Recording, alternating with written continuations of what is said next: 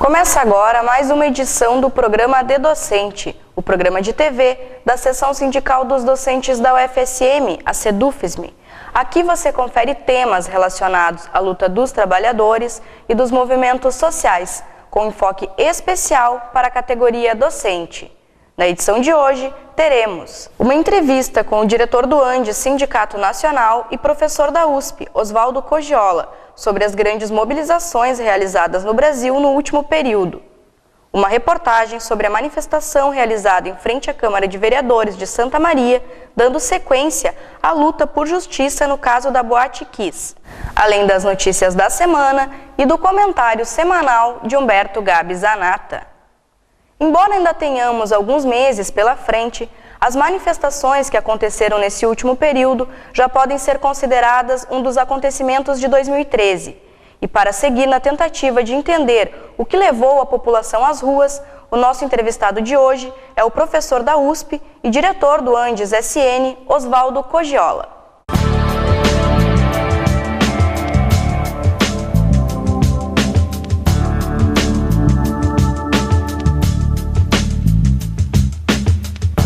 Nos últimos meses de junho e julho, as ruas do Brasil foram tomadas por manifestações. O estopim disso tudo, a redução da tarifa do transporte público, em muitos lugares deixou de ser a única pauta. Para falar um pouco sobre isso, sobre essas manifestações que, em regra, se pudéssemos resumir, colocaram em xeque a ordem natural das coisas, para falar um pouco sobre isso, nosso entrevistado de hoje é o diretor do ANDES Sindicato Nacional, o professor Osvaldo Cogiola, que atualmente é professor titular na Universidade de São Paulo, a USP, na área de História Contemporânea. Professor, para começar, obrigado pela sua disponibilidade de conversar com a gente. E eu queria saber, na sua perspectiva, o que levou essas pessoas para as ruas? Bom, o estopim foi, como você acabou de dizer, o aumento das tarifas de transporte público, que foi mais ou menos generalizado nas principais cidades brasileiras, aliás, em quase todas as que têm um sistema de transporte público. Na verdade, isso foi um estopim de uma situação geral, como foi dito já, e chover sobre molhado, insistir nesse ponto, né? Muitos cartazes falavam não é só por 20 centavos. 20 centavos, aliás, era especificamente em São Paulo, né? Que se pedia a redução da tarifa de 3,20 para 3, certo? Então, na verdade, era o revelador de uma situação geral de deterioração de todos os serviços públicos, não somente transporte, mas também saúde e educação. Mas até aí não temos nenhuma originalidade, porque o próprio movimento deixou claro essa é a sua natureza. De qualquer maneira, um estopim precisa existir, ou seja, não é qualquer coisa que pode ser um estopim. A questão do transporte público é um resumo da miséria brasileira, certo? Você tem no Brasil, nas principais capitais, sobretudo, um dos transportes públicos mais caros do mundo e um dos mais penosos de ser utilizado, certo? Não pelo sistema de transporte público em si, senão por toda a estrutura da cidade, certo? Numa cidade como São Paulo, com mais de 19 milhões de habitantes, as pessoas que trabalham, certo? Passam entre 3 e 6 horas diárias dentro de um transporte público que é muito caro. Entre 3 e 6 horas diárias significa passar entre 1 e 2 meses por ano dentro de um ônibus superlotado. É um revelador de toda uma situação de miséria, certo? A isto se acrescenta, evidentemente, a situação da saúde pública, enfim, da escola pública e tudo mais. Portanto, mas enquanto à situação da saúde pública, uma deterioração progressiva e variável, digamos assim, né? Às vezes você tem que enfrentar uma fila enorme, às vezes menos, enfim, as pessoas têm as doenças a de grau variado, enquanto que o transporte público é uma tortura cotidiana, certo? Todo mundo sente mais ou menos igual. Por isso que o transporte público foi o vetor da rebelião. E dificilmente poderia ter sido a escola pública ou a saúde pública, que também merecem grandes mobilizações, certo? Mas essas mobilizações sempre são mais limitadas, certo? Os setores mais diretamente afetados, estudantes, professores, ou eventualmente médicos, ou, enfim, pessoas usuárias do sistema de saúde e tudo mais. Enquanto que do transporte ninguém foge, certo? Praticamente incluídas, digamos assim, fora a burguesia, né? Que tem seus carros, certo? E que envia a seus filhos à escola com carros com chofer, fora setor mínimo da sociedade, todos os outros têm que usar o transporte público, e por esse motivo o transporte público, por ser tão geral, foi o vetor que iniciou uma mobilização que tem uma natureza histórica, porque mudou por completo os dados políticos do país, certo? Agora, em que sentidos mudou? Isso que não está claro até o momento, certo? O governo teve que tomar, inclusive, uma iniciativa política bastante forte para tentar se confrontar a essa situação, certo? Ficou inicialmente completamente paralisado e posteriormente lançou 5 pactos, dos quais finalmente foram reduzidos a certo? A questão da reforma política, discutindo-se desde uma constituinte até um plebiscito, e no que finalmente não deu em nada, certo? Porque praticamente o governo perdeu sua base parlamentar, ou seja que uma costura política que foi feita ao longo de mais de uma década, certo? Pelo PT, por Lula, no governo, para se garantir uma base aliada, bom, que incluiu episódios como aquele do mensalão e, digamos, a generalização e escancaramento da questão da corrupção do Congresso Nacional, e acabaram dando em que a iniciativa do governo da PEC 37 foi rejeitada por unanimidade pela Câmara dos Deputados. Então, temos aí uma soma de uma mobilização popular, não de classe, porque por enquanto se trata de uma mobilização de natureza popular, não foram organizações de classe, certo, as que estiveram na iniciativa dessa mobilização, e de outro lado uma grave crise política, certo? Por enquanto é o que temos no Brasil, mas já é muito, certo? O que significa, do ponto de vista internacional, que o Brasil se incorpora ao ciclo de grandes mobilizações que estão percorrendo o mundo, seja nos países árabes, na Turquia, países europeus, até nos Estados Unidos e em alguns países latino-americanos, certo?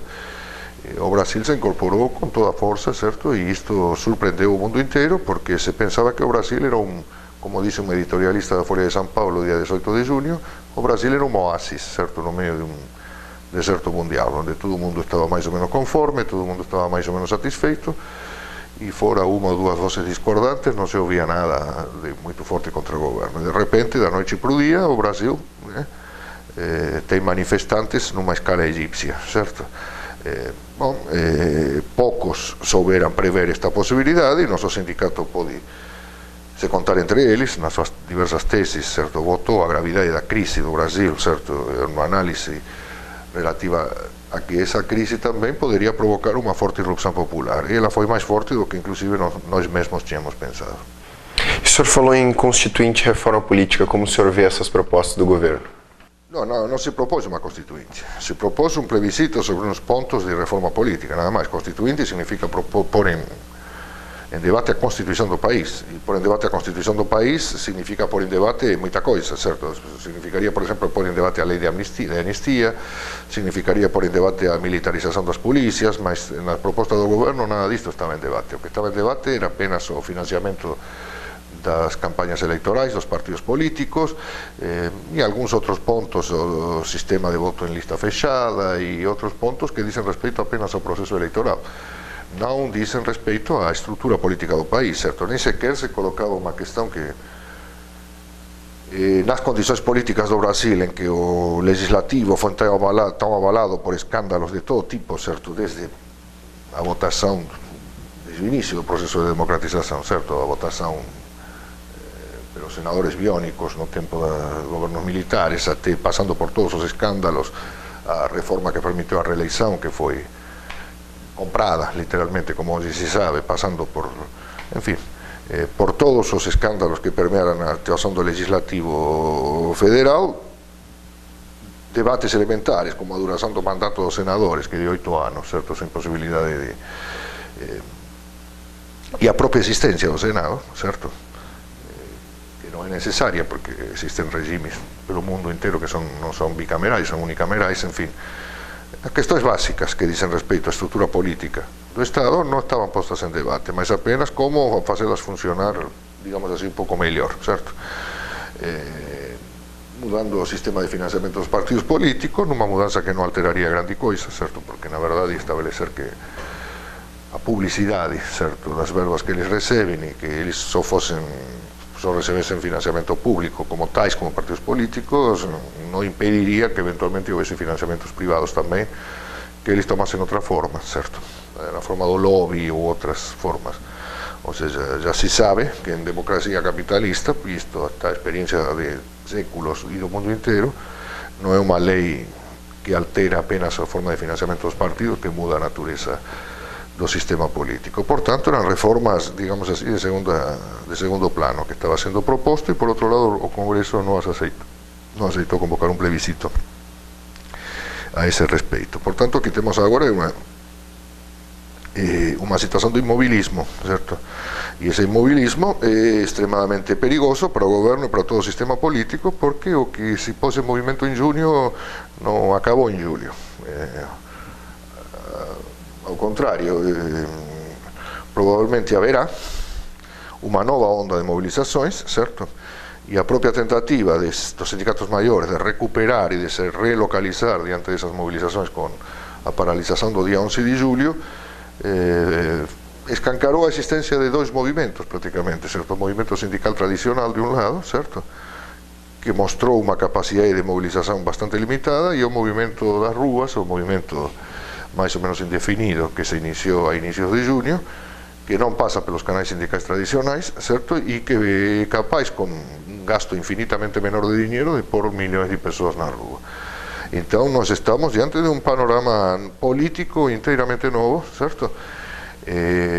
E partidos políticos e os principais protagonistas até o presente da história política brasileira estão completamente desnorteados diante do que está acontecendo, fazendo declarações de todo tipo e espécie, certo? E eu diria que um sintoma mais grave ainda do que essa desorientação de partidos políticos, que era esperável, porque finalmente eles foram parte de todo esse sistema, certo, que se denunciou nas ruas no mês de junho, é o desnorteamento da própria intelectualidade, certo? A intelectualidade não se fez ouvir que não teria compromisso, certo, com os partidos políticos, nem com o próprio sistema. No entanto, não fez ouvir sua voz com análises de caráter muito original, ao contrário, houve desde advertências aos manifestantes de que estavam brincando com fogo, certo, capazes de provocarem um golpe, certo, uma coisa notável por parte de uma intelectualidade de esquerda, certo, que sempre afirmou que era mais ou menos aliada ao governo, e que afirmava que com o governo de um lado e as mobilizações populares pelo outro se teria uma possibilidade de mudar o Brasil. Bom, quando acontecem essas mobilizações populares de fato, em vez de encorajá-las, começam a lhes fazer advertências, certo, de que podem suscitar um golpe, certo? Um golpe que, por outro lado, não tem destinatário claro, porque que golpe seria esse? Um golpe militar está completamente descartado no momento atual, inclusive porque os militares, mesmo que tivessem a possibilidade de dar um golpe, não gostam de pegar batatas quentes, certo? E este país não é o Egito. Aliás, o exército brasileiro não é o exército egípcio, certo? Não há a possibilidade de uma saída egípcia. Um golpe no Brasil seria mais um golpe paraguaio, certo? Ou seja, um golpe dos aliados, dos até ao presente aliados do governo, contra o governo de Dilma Rousseff, que foi o que mais sentiu a deterioração em função da situação, certo? Que deixaria no governo quem? Exatamente o que aconteceu no Paraguai, certo? Que o vice-presidente destituiu o presidente, certo? Ou o vice-presidente ou o presidente da Câmara, certo? Que é o PMDB, né? Que se poupou dos últimos processos eleitorais presidenciais de lançar um candidato próprio, certo? Apoiou o candidato que ia vencer, no caso do PT, certo? E progrediu e manteve uma forte presença parlamentar nos municípios, etc., etc., e que seria, em caso de um golpe institucional, o principal beneficiário de um golpe, certo? Então, de que adianta denunciar um golpe da direita reacionária se o que temos é provavelmente um golpe dentro do próprio governo, porque essa direita aninha no governo, certo? Então, portanto, a intelectualidade foi incapaz de uma análise política mais profunda, essa intelectualidade que tem escasso compromisso com os movimentos sociais e que joga um pouco assim de estar em cima, né, dos conflitos sociais e de ser uma espécie de observadora neutral. As únicas análises de intelectuais que tiveram algum tipo de originalidade são os daqueles professores universitários, basicamente, que estão ligados aos movimentos sociais, certo? Fora eles, tivemos análises totalmente óbvias ou até análisis de caráter demagógico, descobrindo a última hora a existência do movimento do passe livre, certo? E fazendo demagogia com os jovens e com o movimento do passe livre, e que é um movimento que, por outro lado, tem 10 anos de existência e do qual ninguém falava até o presente. Por quê? Porque até o presente havia protagonizado algumas revoltas isoladas em Salvador, em Florianópolis, etc., mas que não tinha merecido, certo, muita atenção. Agora tivemos aí na Folha o artigo de um desses intelectuais falando na revolta de Jirau, certo, e de Santo Antônio. Grande novidade, certo? Mas quem falou da revolta de Jirau e de Santo Antônio? Por que não se falou nela nos grandes jornais? Se falou pouco porque era exatamente em lugares perdidos, não teve um impacto nacional puramente, como diríamos, informativo, e ainda assim pouco informativo, certo? E então faz circular agora informações que são velhas de um ano, porque essa revolta já tem mais de um ano, certo? E quem falou dessas revoltas há mais de um ano? Não aqueles intelectuais que têm acesso à grande mídia, exatamente porque correm dentro dos parâmetros ditados por essa grande mídia, senão outros intelectuais que não têm acesso à grande mídia, que falaram, dentro dos canais limitados que eles possuem, da importância das revoltas desses operários de Jirau, de Santo Antônio, das obras do PAC, certo? E, digamos, e evidentemente outras organizações sindicais, como a Conlutas, que não tendo uma representação forte entre esses operários, no entanto, se deslocou até lá para tentar organizar e dar um canal de expressão nacional a essas revoltas. São eles que poderiam falar neste momento com autoridade, porque no momento em que essas revoltas aconteciam, certo? Enfim, eles estavam lá, e, ou pelo menos se não estavam lá diretamente, estavam falando nelas nos meios que eles tinham, certo? O que temos agora é uma intelectualidade de esquerda, entre aspas, oportunista, certo? Que começa a fazer apologia do movimento do passe livre, que começa a se lembrar dos acontecimentos de Jirau e Santo Antônio, no fundo trabalhando por uma candidatura dentro dos parâmetros tradicionais, certo? Porque neste momento, quem conseguir algum tipo de identificação com esses movimentos, provavelmente vai colher alguns votos, certo? Nas próximas eleições, né? De 2014, basicamente, né? As eleições presidenciais, legislativas, governadores, etc, etc. Pois então, professor, justamente nessa linha que eu queria fazer minha última pergunta agora. Ao redor do mundo, as mobilizações estão crescendo. Nós temos o Occupy Wall Street, nós temos os indignados na Espanha, nós temos a chamada Primavera Árabe, agora nós temos esse movimento no Brasil. O senhor está comparando, está falando sobre como começam os processos com revoltas, né, os processos tidos revolucionários. O senhor caracterizaria o processo mundial hoje como pré-revolucionário? E se o senhor não caracteriza assim, eu queria saber qual é o que faz o meio termo, o que ligaria isso, o que ligaria grandes mobilizações de massa, o que faria elas se transformarem em revoluções?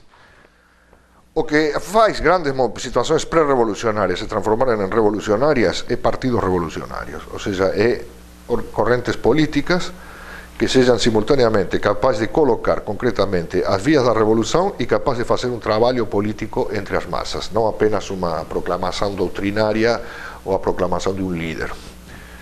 Lamentavelmente, aqui no Brasil vamos ter que superar essa etapa. Se pensa que a esquerda só existe se tem um cavaleiro da esperança, certo? Prestes, Lula ou como se chame, certo? Essa etapa tem que ser superada. E está sendo superada, de fato, porque aqui não vamos ter mais nem um Prestes, nem um Lula, nem um Getúlio Vargas, certo? Vamos ter que ter outro tipo de coisa. Bom, tudo bem. Quanto a isso, as mobilizações, sim, atualmente determinam uma espécie de situação pré-revolucionária. Pré-revolucionária, alguns qualificam que isso não é, porque significa que haveria necessariamente uma revolução. Não haveria necessariamente uma revolução. É pré-revolucionária de modo objetivo.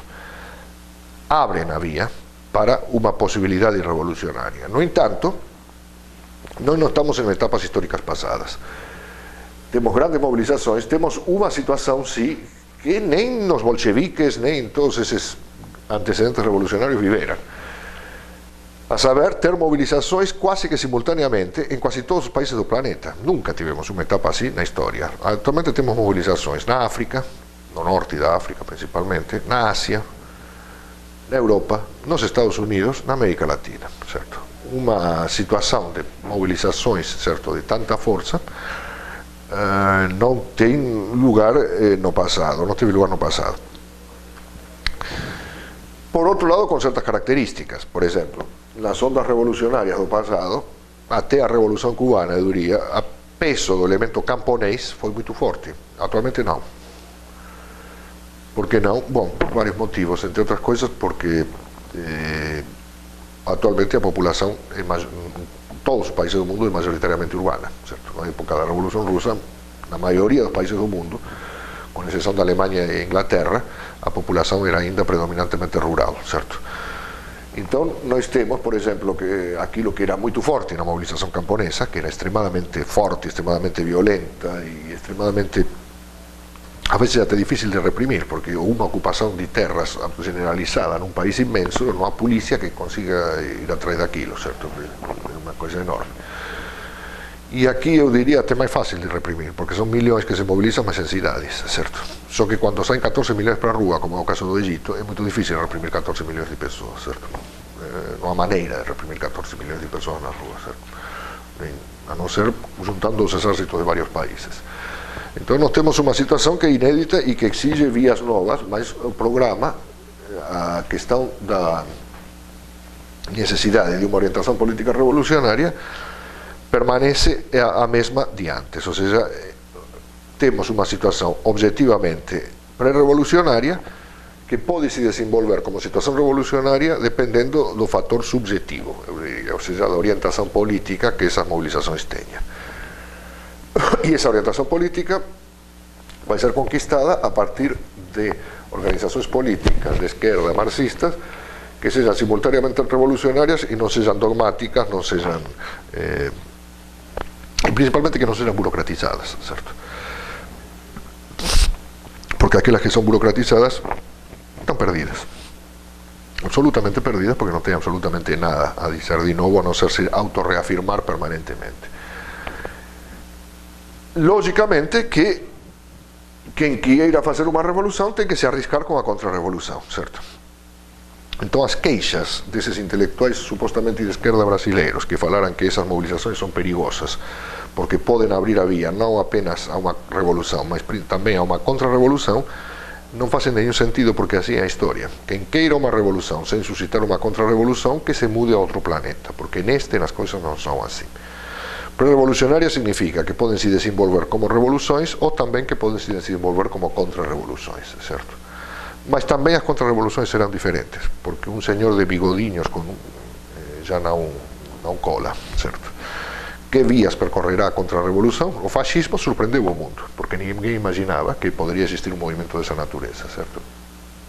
Bom, os novos fascismos, os novos bonapartismos, ou nazismos ou fascismos serão coisas diferentes, certo?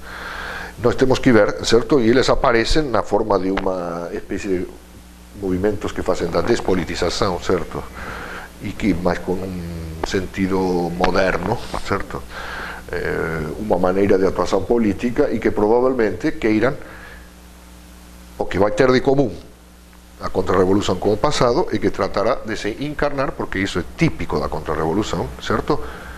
Num líder. Daí que o chavismo, que aqui tem pouca força no Brasil, seja uma força que está em retrocesso e atualmente seja uma força retrógrada, certo?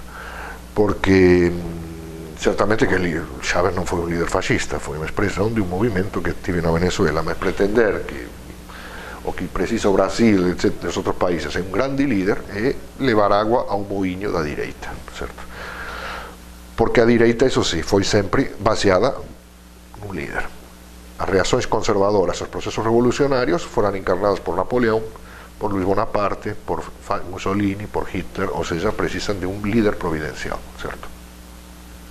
E efetivamente, às vezes, certo,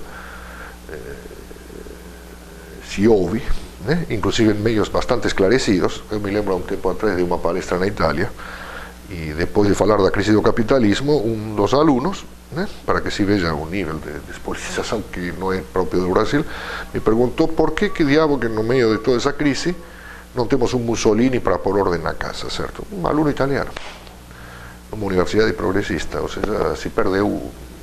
Efectivamente, há elementos perigosos na atual situação que vêm dessa despolitização provocada pelos regimes políticos das últimas décadas, certo? Mas é uma expressão isolada, repito, certo? A ideia de que tudo isto se resolve com um grande líder deve ser combatida como a peste. Essa é a via contra a revolução, certo? Ok, hoje conversamos com o professor Oswaldo Cogiola, ele que é diretor do Antissindicato Nacional e é professor titular da Universidade de São Paulo, a USP, na área de História Contemporânea. Professor, muito obrigado por ter conversado conosco e trazido todo esse rico debate sobre as questões que estão em pauta. Na última quinta-feira, dia 1º, a luta por justiça no caso da Boate Kiss voltou à Câmara de Vereadores, local que já havia sido ocupado pelos manifestantes em junho. A equipe do Dedocente esteve presente e acompanhou o protesto. A última quinta-feira, dia 1º, foi de manifestações pedindo justiça no caso da Boate Kiss. As atividades tiveram início na Câmara de Vereadores, local que havia sido ocupado pelos manifestantes no último mês de junho. A sessão da Câmara dessa quinta marcou justamente o atendimento de uma das pautas reivindicadas pelo Movimento por Justiça, que era o pedido da exoneração do procurador jurídico da Câmara, Robson Zin, substituído pelo advogado Vitor Hugo do Amaral Ferreira. Contudo, membros do movimento do Luto a Luta destacaram, através da entrega de um documento à Subcomissão de Ética e Decoro Parlamentar, que seguirão cobrando a investigação rigorosa e severas punições aos vereadores que compuseram a CPI da Kiss, essa que também era uma das reivindicações centrais do movimento que ocupou a Câmara por cerca de 7 dias.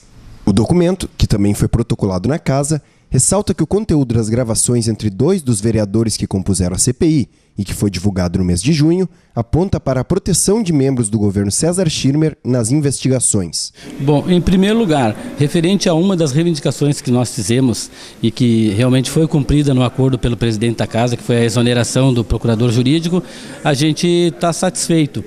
Até aí, mas tem muitas outras coisas em jogo. Exatamente, o movimento acha que pela conduta que esses vereadores tiveram na condução dessa CPI e através das próprias gravações, que é de conhecimento de toda a sociedade, a conduta deles é inconcebível e o movimento acha que de fato deve sair a cassação desses integrantes dessa comissão.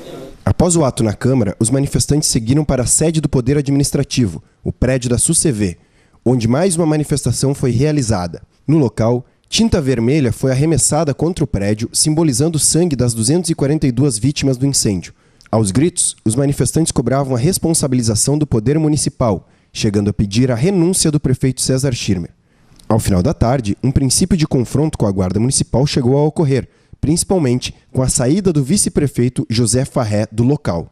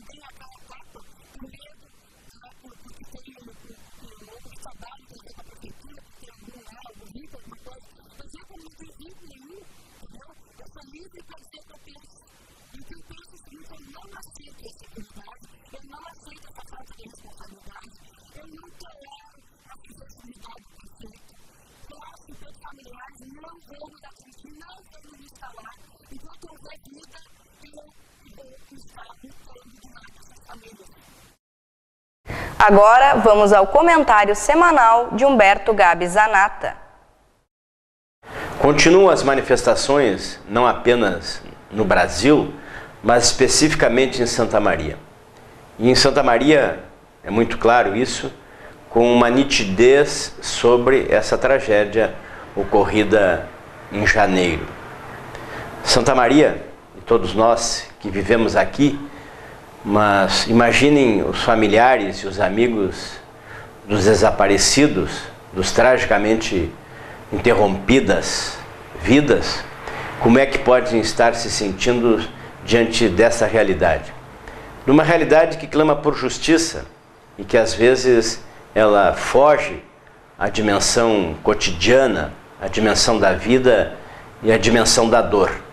Mas há um clamor por justiça que continua e, evidentemente, a partir dessa dor que se estabelece e que parece não querer se afastar de Santa Maria e, muito particularmente, dos familiares e daqueles que sentiram e que estão sentindo cotidianamente a dor dessa tragédia. Mas há também outras perspectivas na luta daqueles que vão às ruas. O Brasil continua nas ruas, porque esta tentativa de que a voz das ruas seja ouvida pelas autoridades, pelos representantes do povo, pelos partidos políticos, parece que continua com uma dificuldade inaudível.